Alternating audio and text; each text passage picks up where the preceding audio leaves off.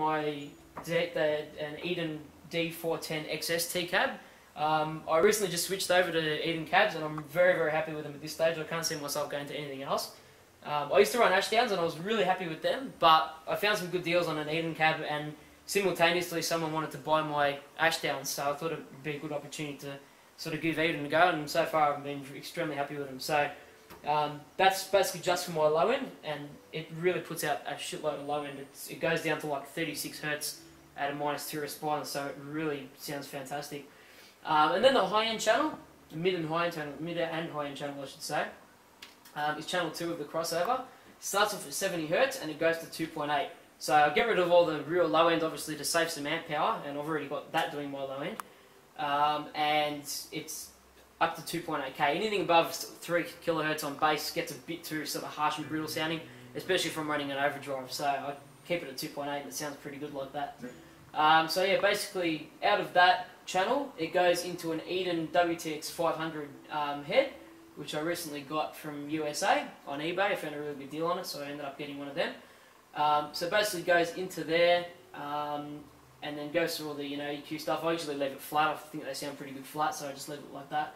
And then the effects send, it goes to the send, which goes to the second channel of the compressor gate. Acts as both the compressor and a gate. More of a gate for this channel, because that way, if I've got too much high end or buzzing, if I've got a shitty sounding bass and it buzzes, that'll get rid of the buzzing when I'm not playing. So goes back out of that again into the return of this, and then this basically this amp goes into an Eden 212 XLT cab, which I recently got as well.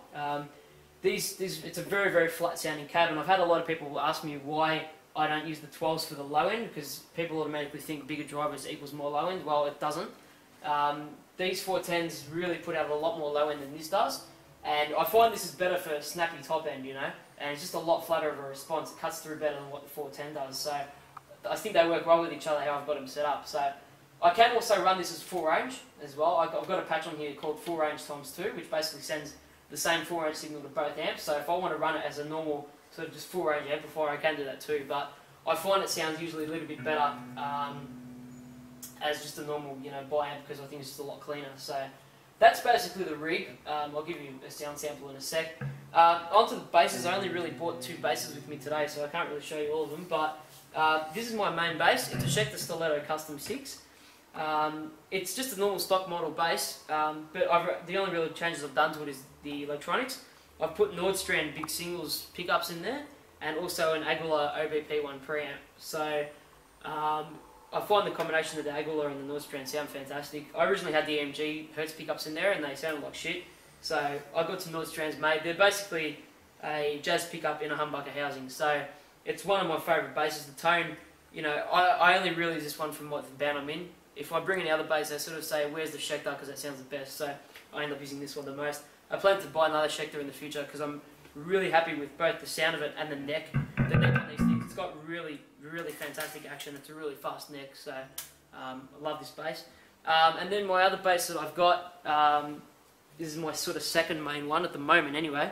It's a Yamaha BB605. I've got it strung, it's a 5-string bass, but I've got it strung EADGC. So it's basically a 6-string bass without the low B string on it. So I found that was better. When I had the low B string on it, it was kind of a bit hard to play.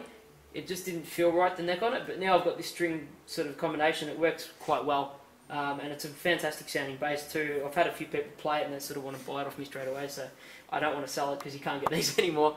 They're a discontinued series of Yamaha. They're now onto the BB615s and the 415s. This is the 05, so this is the earlier model one, like what Nathan East uses, his signature bass.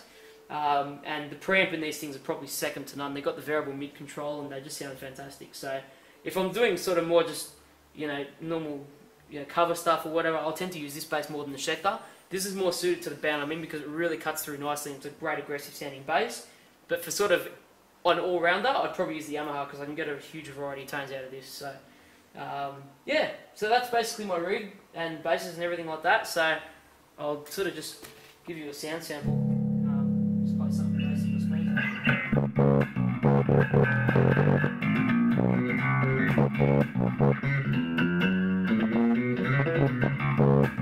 That's